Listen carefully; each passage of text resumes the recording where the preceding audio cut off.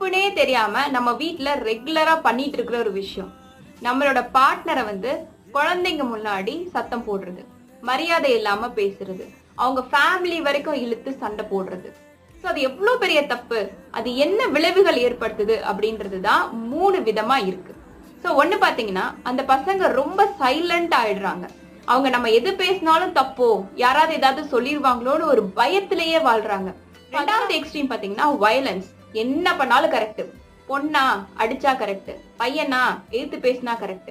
So அந்த மாதிரி என்ன பண்ணாலும் கரெக்ட், ஊர் சுத்தினா கரெக்ட், தப்பான கெட்ட பழக்கங்கள்லாம் கத்துக்கிட்டா கரெக்ட். இதெல்லாம் எக்ஸ்ட்ரீம் கேசஸ். 3வது கேஸ் என்னன்னு பாத்தீங்கன்னா, ரெகுலரா நம்ம வீட்ல நடக்கிறது தான். அம்மாவை பொண்ணு மதிக்க மாட்டான், இல்லனா அப்பாவை பையன் மதிக்க மாட்டான். சோ சொல்லு பேச்சு கேட்க மாட்டாங்க.